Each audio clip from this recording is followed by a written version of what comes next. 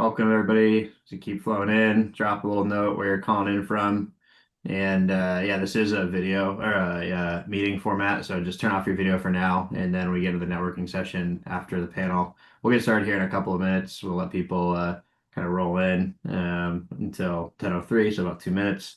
And yeah, drop in, like I said, where you're calling in from. I'm down in South Bay. I also have Palo Alto. See San Francisco, also San Francisco. Hey, Justine. We have Anto has joined us as well, and we'll get to introducing our panelists here in just a couple of minutes. Adam, are we panelists supposed to leave our video on? Because I just turned Yeah, mine off. Don, leave your video on. Yeah, and then I'll everybody else turn their videos off. Yeah, all eyes on me. All right, so we'll get started here.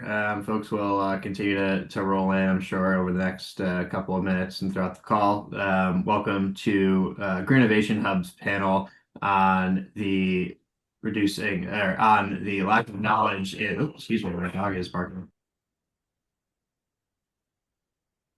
Been good all morning, and then as soon as the panel starts, we'll start barking. On the electric grid risk, we're going to start by introducing everybody on the panel. Our panelists come from utilities, technology companies, academia. So I'll let you all go ahead and introduce yourself while I go and tell my dogs to stop barking.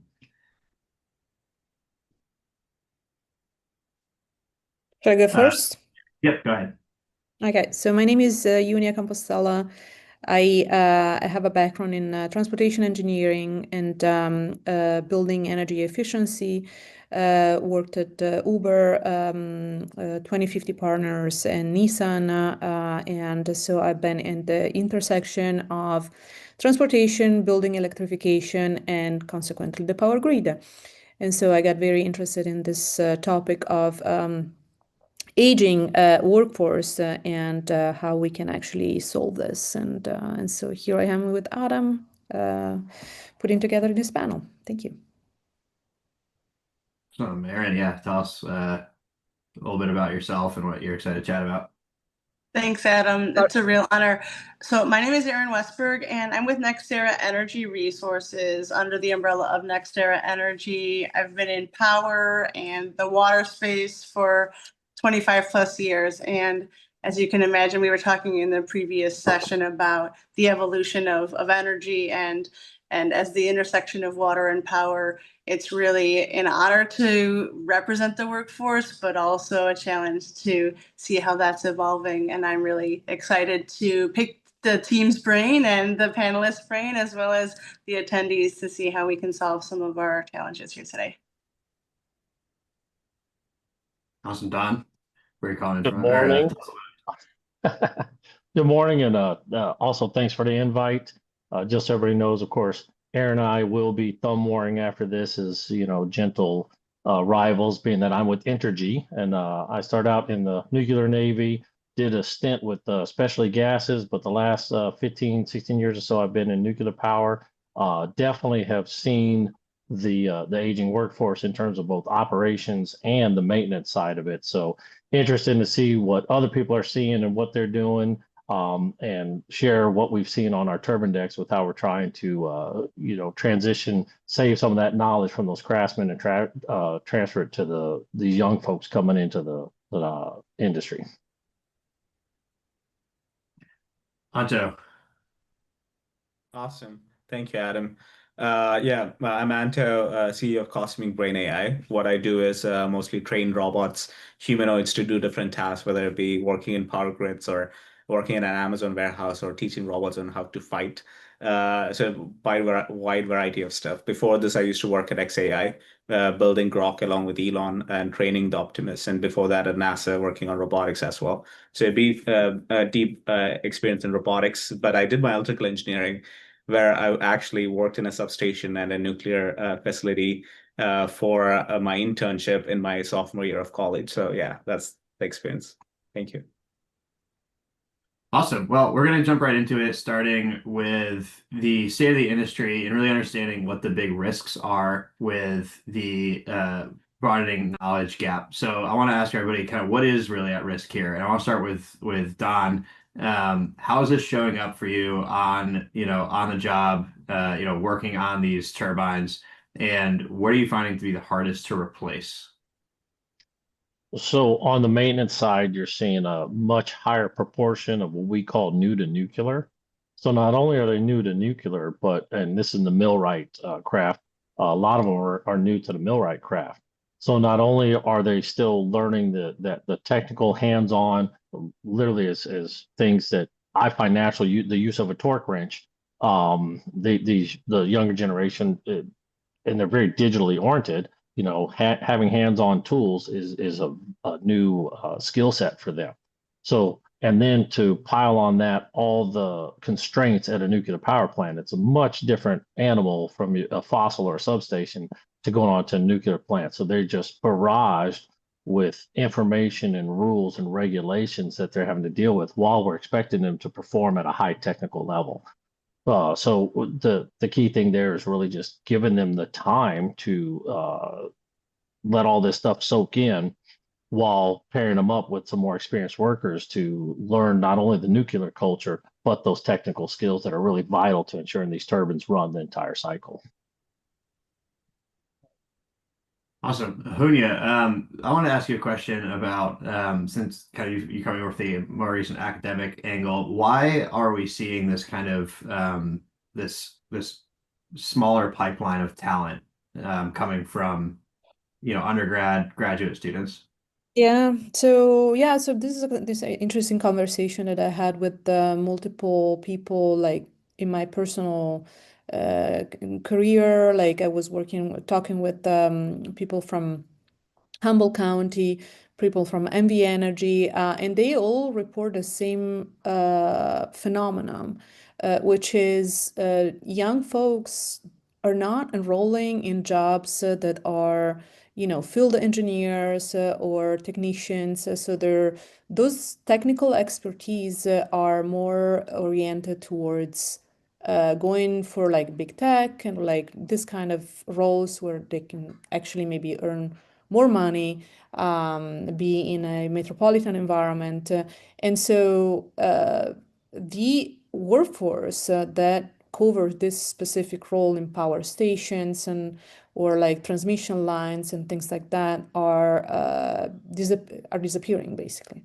And so it's a problem. And as of now, it remains an issue. So they are trying to do to attract more talent, creating like educational programs and trying to incentivize the young community to enroll in this sort of jobs. But it's a problem. So yeah, something is changing, and I think the industry is trying to understand how we can actually solve it. So Aaron, where do you see the highest risk as this lack of talent continues happening? Well, there's kind of like inside the fence and outside the fence, right? So you want to attract the right talent. And I think that, the first two folks spoke well to what it takes. You have to get the folks to appreciate what we're trying to do and that we are a high tech, high paying industry on a lot of fronts that young people aren't necessarily seeing. And it starts in early childhood education and really showing them that these are excellent careers that pay six figures and that with certainty. So that's kind of outside the fence. And then inside the fence, it's cultivating that knowledge capture and knowledge sharing, and then evolving to kind of a smarter data share so that people even internal to your own company feel like they're challenged and retained, with intentionality to really be a really smart workforce, and they're empowered to do their jobs really well so that they feel that they're really, empowered with the right information and they're not working in silos. So I kind of answer it in twofold, right? It starts with just visibility to these are great careers externally, and then internally growing your workforce and giving them the tools to share those skills. And going in a circle in the group, and this is also a good question for the audience to drop their answer to in the chat, is what is the biggest barrier at your organization? Is it pipeline of new talent, retention, documentation, tools, or culture? And just kind of a one word answer on the group, and then we can dig into the answers a little bit, starting with Aaron. Our surveys tend to be around work processes. Work processes, Don. I'm going 2 words. It's pipeline and process. Gotcha. Anto, what are you saying? It's definitely building the complexity of the robots and training these robots. The Yeah, process. process. Yeah. Yeah, I would say maybe processes too. Yeah. So where I want to kick this to Anto because he's working on the tech side of these robots. Where are you seeing these processes or the robots and the technology able to come in where those human processes that are missing maybe don't need to be brought up again by humans and technology can kind of take over? Yeah, so we are actually seeing a big shift in the physical AI market, right? So, if you look into the history of technology, right, we have seen the internet revolution, we have seen the AI bubble coming up right now, and the next big phase is definitely going to be physical AI, and we are building robots that can actually replace or do the same task or assist humans in their workforces, whether it be in a nuclear field or whether it be in a substation or in a mining field, right? So teaching robots the exact same process into these humanoid robots to do the task seamlessly is very, very important, right? And right now we are collecting a ton of data on how humans interact with their real world, whether it be in a mom and pop store making pizza to whether it be in a mining field actually disposing of the dirty materials over there, right? So there's a huge element of training, fine tuning, even like guardrails. So as humans, we work in these environments. There's a ton of safety measures that we have to take in place, like when dealing with hazardous materials or dealing with different objects in a very big substation or these kind of stuff. So our main goal is to transfer those safety requirements into these humanoid robots so that they don't actually cause way more danger than the humans are exposed to as of today. And in hand, in the next few years, decrease the safety hazards for humans in construction environments, these kind of environments to kind of like replace it with the humanoids so that they're much safer and much more reliable and can work autonomously for a long hours of in their shifts and stuff. Yeah. So shifting direction a bit here, let's talk about the supply of the talent. So who is going to become the experts of tomorrow? And Don, I'll start with you. Industries, I think, kind of have to invest a lot more in the trade and vocational schools, the same way that I think my generation, millennials, was told you have to go to a 4-year college. What is working or maybe not working in orgs like Entergy to push more people into the trades? Well, and I'm going to take a step back because you hit on something that when I say pipeline and you're asking why people aren't jumping in this, we've had 50 years, give or take, of college, and not college in STEM, but it was accounting, CPA, business, maybe in the liberal arts. And quite honestly, hands-on labor was denigrated. Let's face it, I've been in rooms where you got all the managers and they talk about the craft and the trades as a disposable commodity rather than the actual partner in excellence that we need them to be. So what I'm saying is, we have presences on college campuses, we get college interns in, and I think what we need to do is apply that same effort towards the vocational trades until robots are able to do a lot of stuff. And we know robots and AI aren't ideally will never replace humans. Otherwise, we're going to be in a Wall-E type situation. Where we're just, brains in a vat type deal.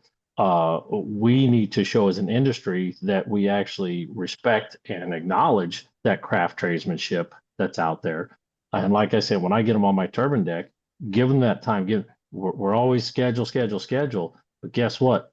Taking 10 minutes, 20 minutes out to make sure these people understand how to put this machine back together is going to give me long-term value of a turbine that can run through the cycle. Does me no good to short my schedule by a day, say I saved $1 million, and then turn around 6 months later and have a forced outage that's going to cost me 50 million. And we've got a very short-term financial thought process reward situation that's just not helping us.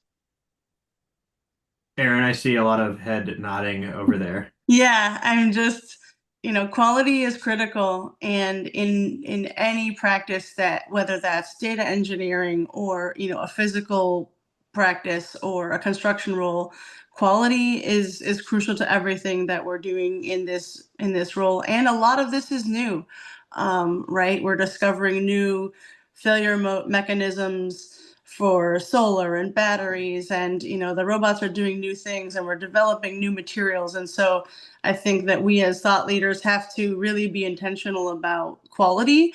But to answer your question more directly, the pipeline, if you think about, okay, I'm going to use a P word, like politics is local first, in the sense that you have to think, what can I do for my block? What can I do for my town? What can I do in my neighborhood? Like, who needs a job in my neighborhood? I live in South Florida.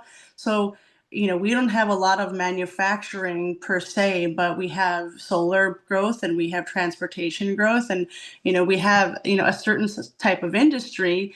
And so we have to cater to, who lives here, but also who wants to move here, and think intentionally about that pipeline. And there are young people, and they want to work hard. And there are a lot of people who want to work with their hands, and they think that college is somewhat out of their reach. And so kind of providing that bridge for everyone really is enabled vocational programs, like I mentioned before, in water and in energy. Those, each local utility across the country is thinking about that, whether that's water or energy.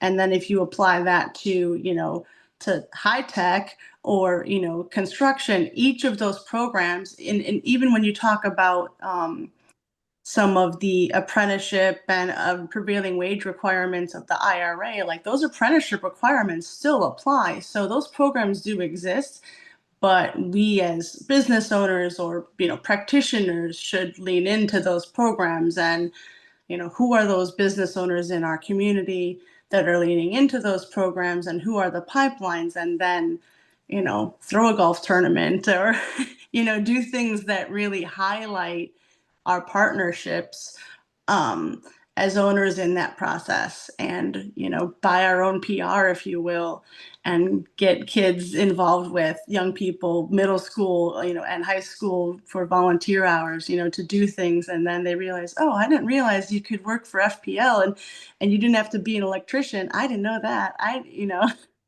And just kind of start having those conversations across the whole swath of the community. And then no matter your skill set or your interests, you'll find a niche, but you have to have the whole community sort of involved in those conversations. I think that's a really interesting angle there, and I want to move into kind of the opposite direction and ask Anto. So Anto, you started in energy, right? Your first business was energy and water, and then you exited and you went into space. What kept you, I guess, pushing away from energy? What made you go away from energy, and what's bringing you back into it? Yeah, I think so I did my first internship in this Russian nuclear power plant, which is like I got a ton of insights there, right? So how a nuclear facility is actually getting run, seeing the complexities in a substation, and even as an electrical engineer, you deal with like heavy equipments, right? Which is a space which is super difficult. There's like all these like big corporations controlling in that field, right? So as an energy company, as a startup, it's very difficult to enter a space that's already crowded by these big sharks. That's one main reason that I kind of like did not go back to energy.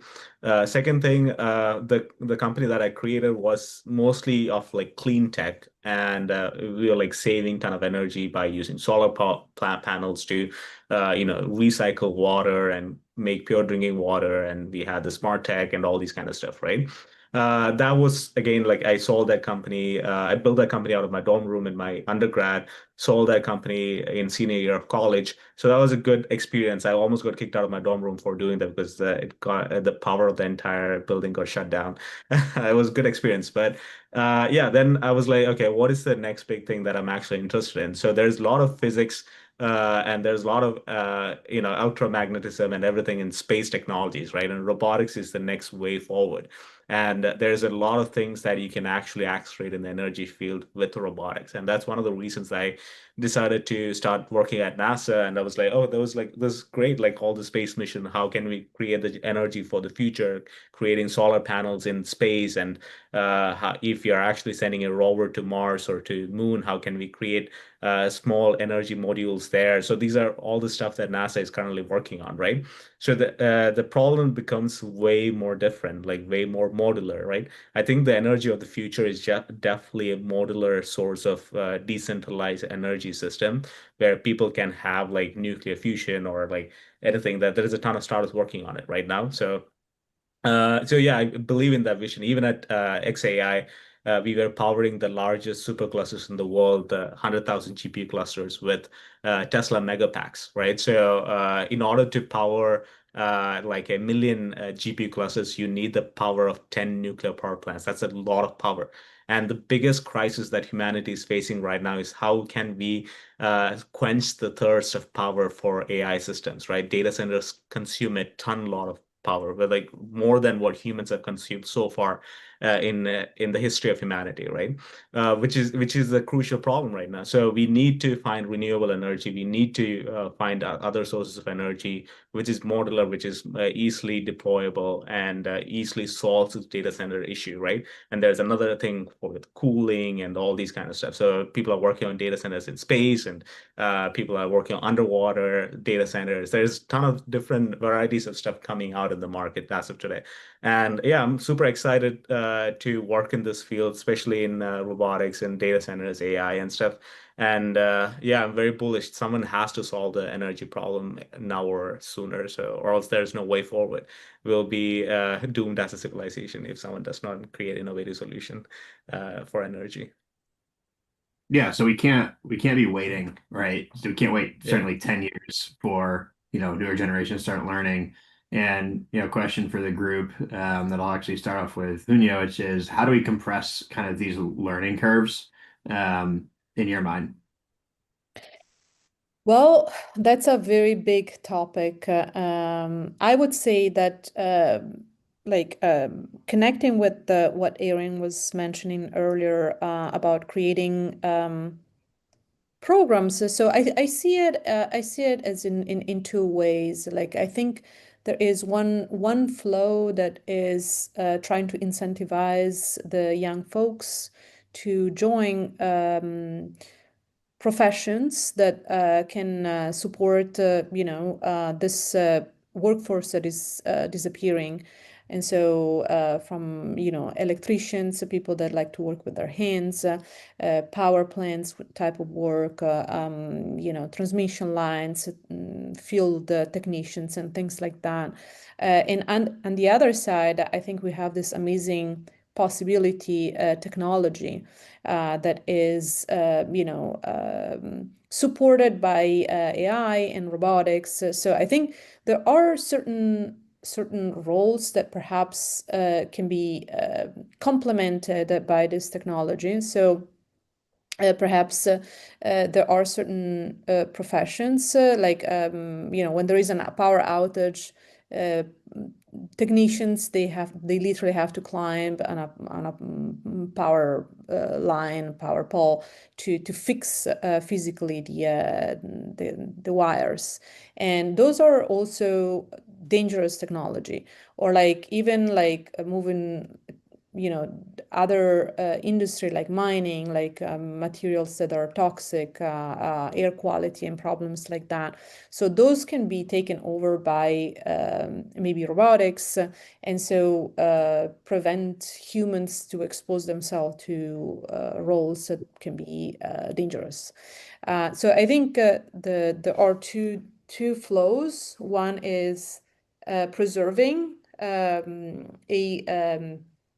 type of workforce for those who want to join, and then at the same time using this technology that can complement the future of the workforce in the specific like power industry or other heavy industry fields. So, yeah. Aaron, before this call, you mentioned to me something called communities of practice, and that's something that you all are implementing in, or in your workflows. Talk to me a little bit about that. Yeah, so I liked what Hunia said about like risk mitigation, and I think the communities of practice is somewhat of the next phase. So any practitioner in any area across the country, across the world, that's, let's say, working on a certain software or a certain application or a certain technology, has a certain question. So real time can ask a question of the subject matter experts across that community of practice and get a real-time answer. And I think it's kind of born out of that Craigslist feel, of the 90s. But now what you have, now you have a human in the loop. You have all the AI answers, but what you don't have is like your company specific policies and protocols. But if you can merge those two, now I understand, the context from AI, but that doesn't necessarily give me the very correct answer. Now what I can do, again, inside the fence, I can validate with the right procedures and the right protocols with, with other humans that have done this very specific job before. Don was mentioning there's new to nuclear folks. Imagine if you had at your fingertips all the folks who've worked at that site before, or all the folks that are in Entergy, and you could ask them quickly a question. You could utilize AI to get all your policies and procedures, and you could get 95% of the way there. And then the people could, verify, triple check and verify that, yes, that is the right policy. It's applied in this way. Then you could use, let's say, augmented reality, and, someone could talk you through it. Like, these are like a triple layer of ability that now this new worker is not out on their own, but they're upskilled in a really special way that we didn't have before. It was like, hey, you got to be here 87 years, kiddo. Learn the hard way, risk life and limb. And now we're mitigating the risk, and we have the ability to use, machine learning and, augmented reality, and provide things at the fingertips of the folks that are doing the work, whether that's physical work or digital work, right? I mean, turn me into a vibe coder, and that's a little scary, but I think it's really exciting. And then I can validate, hey, is this really the right code and result with someone, more skilled in that? So it's exciting to have kind of that ecosystem to, to explore in, because some of us are still learning, right? Some of us haven't been to the moon, so we're trying to get there. I want to pull on that thread about taking these knowledge bases, using the tools to access them faster, and ask kind of Don, how are you all right now managing that knowledge through your kind of like post outage workflows, after action reviews, playbooks, those kind of tactics? And we're not doing it well, even though it's in our process. And I'm going to back up because Aaron hit on something specific. So it's not necessarily as well as who we're training, but how we're training them, right? So we'll capture our lessons learned. We'll nod at a post outage critique, and then we're already thinking about the next outage. But if you go back prior to that, we're still in the PowerPoint era. And coming from my instructor side and training side, too many people look at a PowerPoint. You got all these generations now from the digital era that have this concept that I can read something and I know everything about it. And we constantly have taken out the human interaction in learning and training. There's a difference between training and learning. I learn more when I have to teach somebody something that I thought I knew about. And then you uncover all the holes in your own knowledge. And you cannot teach somebody how to take a depth micrometer reading off of YouTube. It's great. It'll start it, or off the PowerPoint. You still need that human interaction. So like Aaron was saying, we have this opportunity to layer baseline knowledge that you can get from the PowerPoint, from the AI. You've got to make it interactive, right? 3D modeling, digital, you can do animations to show how a machine comes apart, goes back together. And then eventually you've got to marry that up with somebody that has a hands-on experience and get them in the field. Adults need to be moving to learn. Okay. I have all the CBTs that I have to do at Energy every year, and I just click through. I couldn't tell you what's on half the slides because I don't read them. right? That's just being honest with the way I know I learn. So we have to understand who we're training, right? Get that in pipeline. The naval nuclear power group has gone down. That's why we're not getting those operators in. If you get a college student that has a mechanical engineering degree but never did any hands-on field, that doesn't necessarily make them have the mental model for an operator. So we have to understand those differences. AI has a lot of capability, garbage in, garbage out, right? You got to make sure, to what Aaron was saying, it's got to be specific to your needs, because if it just goes out into the world and grabs everything, again, it's going to think that I can do fusion in 2 years, right? That's an impossibility. It's not going to happen. So we've got to make sure it's specific, interactive, and we still include that human element to get that in. I don't think that answered your question, but when Aaron was talking about the merging of the two, I'm sorry, I'm a little passionate about that. Yeah, no, I think that's a really good point, and actually use that to kind of talk a little bit about the technology gap in this, right? Because technology is supposed to make that what you're talking about easier, right? I don't think it does properly a lot of the time, especially, in, the areas that I'm in here, Silicon Valley, we got a lot of people saying how great technology is, but then you talk about how do you actually implement it at a utility, talking about the 65-year-old maintenance manager, like actually going and doing the work on the technology to make it work. It's kind of hard sometimes. I actually want to ask Anto about the tech stack that they're using to take in all of the information that the robots are then being trained on. Yeah.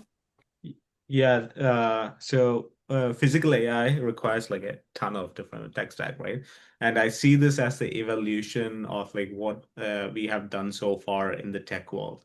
Like from right now you have cursor for robotics, that you don't need to like do hard coding or PyTorch fine tuning and anything to actually build an app or website, right?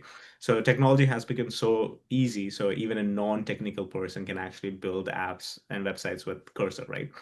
For robotics, we are going with a similar approach right now. So I'm actually building the cursor for robotics that allows anyone to upload human data and transfer them into skills, right? And this behind the scenes, it's evolved with a ton of different tools like foundation models, synthetic data, simulations, physics engines, to like synthesis of data in itself. Like there's a ton of different things that we have to plug in behind the scenes, right? So some of the mechanisms, like how like a humanoid is getting trained, is first, it's just like if you're a mother, you can understand this better. It's just like training an infant on how to like stand up and walk and run and deal with different objects, right? So it's same like that, training a humanoid. The first thing that you got to do is like teach a humanoid on how to balance itself, how to get up from the ground, right? So for that, you need to understand the physics of the real world, what motors in your legs should actually have apply the certain kind of force for the robot to actually stand up on the ground. Next thing is walking. So a robot that can understand, have the perception of the real world around it. So far AI LLMs are very textual based, like LLMs are large language models, right? So right now we are getting into the phase of physical AI, where we are getting putting AI into a human form, into a physical form that can actually understand the world similar to humans, right? So for that, the first thing that we have is the skin and the sensory outputs, like vision to see and the ears to hear and mouth to speak and nose to smell, right? How can we actually replicate this in the humanoid form, like sensory input? So we have a ton of different sensors, including LiDAR and IR and these kind of stuff for the robots to understand depth, where to go, where not to go, what is a glass object versus a solid object, marshmallow versus a candy, these kind of stuff, right? And the second thing is data, right? So in order to train a humanoid like a baby or like a actual human infant, yeah, it will probably take 14 years. And we don't want to wait 14 years to train these humanoids. That's something that actually Waymo did.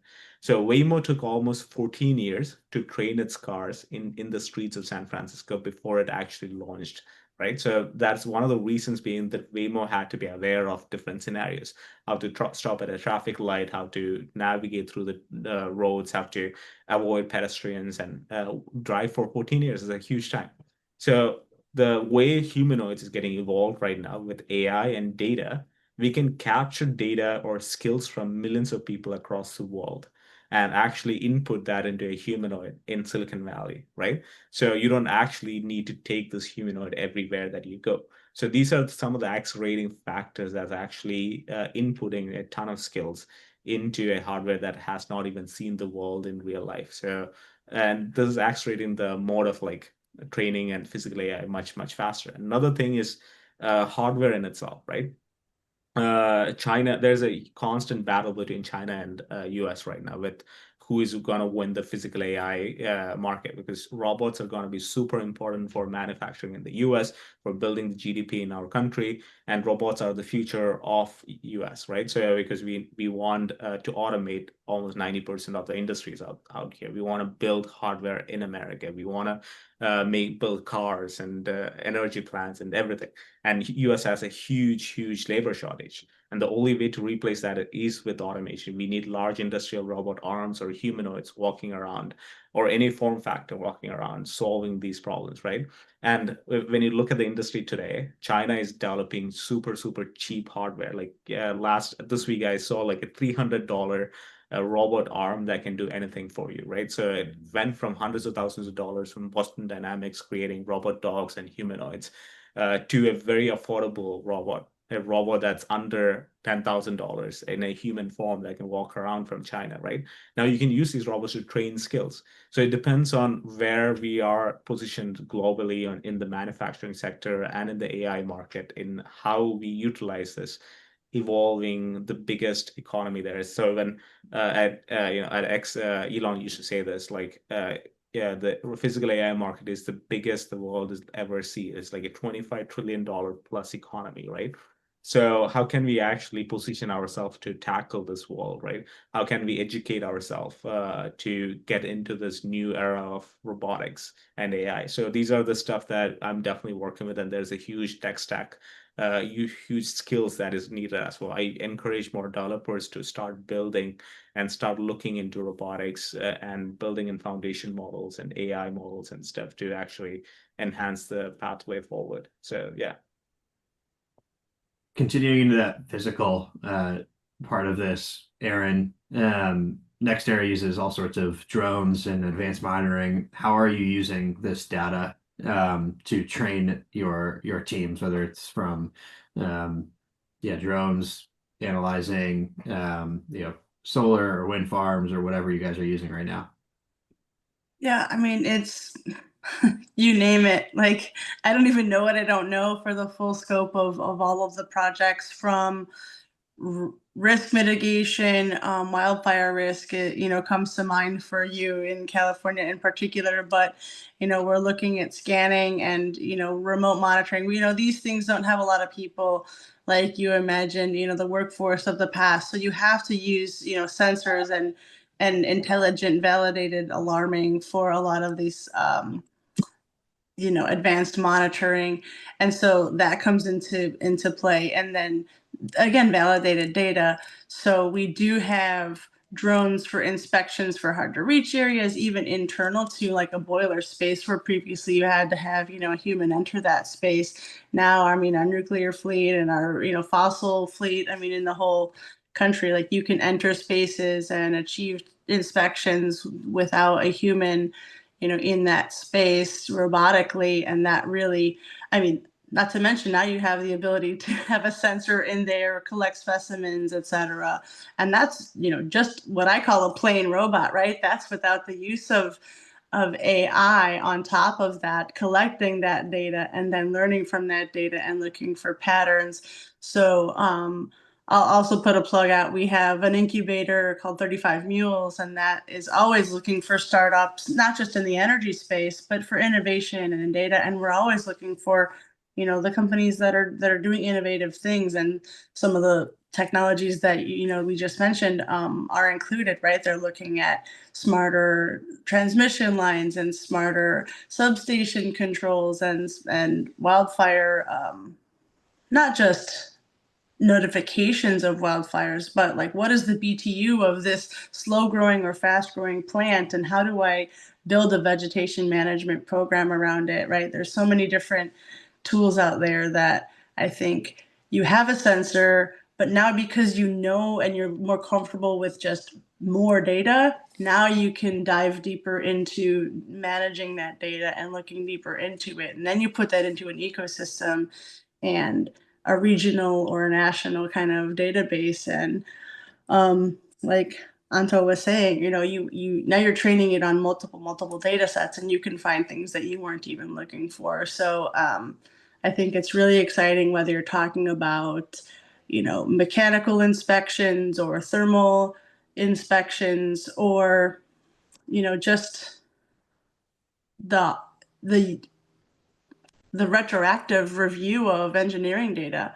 Right now, I can instantaneously go and look at historical data, whereas before I had to be, I had to hunt and peck for those trends. But now I can use AI to, write Python code and go and look back at my historicals and look for those trends. Look for that needle in a haystack with my AI assistant, as opposed to just myself, right? Because I'm still a skilled investigator, so I know what I'm looking for, but I can use my AI assistant for that. So those are just a handful of things that I think are really exciting. Not to mention like like robotic mowing and all the other things. And so you put sensors on the mowers, and now that can do many things. Although sheep are still pretty cool, right? Let's agree that sheep are still pretty cool, but Sheep are definitely cool. Before we switch gears into kind of some, action items that can be taken away from some of this info, Junio, where do you see kind of the biggest risks or areas to watch out for when we're implementing this new technology? So, so something that I was thinking is the individual professional. So as we mentioned before, is perhaps a field engineer that works in a power station for like 20 years. So he knows the power station like in and out perfectly. And one of the and then this person, it's going to be retired soon. So how do we recover this subtle type of knowledge that is based on purely on experience, and so how do we recover that knowledge? And if we wanted to use some sort of technology, it has to be a technology that stays with this person for a certain amount of time, and then so we can pick up like that information based on sensors of some kind. So, for example, I was chatting with Anta, and I was very fascinated about using, for example, glasses, like smart glasses that can recover whatever activity this expert is doing in his day-to-day job. And I think it's a very fascinating point where we really have the convergence of like this crazy technology, and then asking an individual that maybe is like at the end of his career, that spent in this same work environment for like decades, to wear like an external body under eyes, and then like collect all this information. So I see it as like, and it's very important. It's important to recover that knowledge. But I think it's a great, interesting topic that is putting together like technology and knowledge, and the value of this knowledge in the future of like managing these power plants, and ethics, and like, are these people like open to do this sort of thing? So like, or maybe yes, maybe they're actually interested, or like maybe some are interested and some are not interested. So yeah, so this, I think it's a very fascinating topic that it's not very talked, but yeah, so. Great. No, I think that's a really great insight. So last thing here is kind of a quick 2 to 3 sentence. What is a takeaway that you want the audience to take from what we're saying here, and something that they can actually do, the next weeks, months, year to implement new systems? And while I do that, I want to invite the audience to put in any Q&A into the chat, and we can do Q&A before we move into the networking session. And I'll just bounce it back to you who need to go first. I think is really putting together young folks, professionals, and technology, and making technology part of our society as much as possible. So it's like become like the new normal. Like robotic is the new normal. Having a pair of smart glasses is the new normal. Collecting information for given privacy and everything, it's the new normal. Yeah. So this it's I think what the future is going to be. Awesome. Aaron, you next. I know we touched on it, but every single person is a data engineer in their profession. I mean, even if you're turning a wrench, you still need to understand the data ecosystem. So with that said, I mean, to piggyback on that, right? Like you're never too young to learn how data is impacting your life. And I think, think about who in your life you can impact. And middle school, like grade school, like, people are hungry to be relevant. And like we are some of the most relevant people on the planet. So like how can you spread that message of relevance and excitement to your community and volunteer some hours to some STEM camps or something. I think you'll get a lot out of it. And then how do you internalize that to your own work group? How do you like what is the singular problem that I want to solve, and take matters into your own hands and build a dashboard so you don't ever have to recreate that trend again, right? For example. So it's kind of super, super global. Everybody's a data engineer, then it's in your community, and then it's in your work group. Anto, 2 to 3 sentences on what you think is a great takeaway from this conversation, what our folks in the audience can do next. Yeah, absolutely. So I believe that physical AI and energy are going to be the next crucial verticals to definitely put your focus on, right? So if you're not working on that, so AI is going to replace a ton of jobs. Like almost 60% of the coding in Microsoft is done by AI agents, right? And eventually almost every job that the software engineer does will be taken over by AI. And the only market that you can go to will be energy, blue collar jobs, or physical AI. And right now is the best time to actually focus on that, start building on it, start educating yourself on it, get courses on it, and yeah, be out there. So that's my advice. Don, what do you got? Last words. I think the key thing is to embrace the technology as a tool and get out of this digital realm where we've seen technology, and I'm going to throw social media in here, has actually started isolating people and removed the human element. Use the technology, this digital AI, this physical AI, right? How do we digitize a memory that has form, function, thought, feel? Because just because you see something, it's a video, do you understand the thought process? What caused that person to look at something, right? The sound of the machine, the smell. And start bringing the technology back into a human interaction so that we're using technology to actually increase the human interaction and learning, because that's where you really have your strength when you have more people looking at something from different perspectives with that AI and technological background to really make better decisions and better quality products.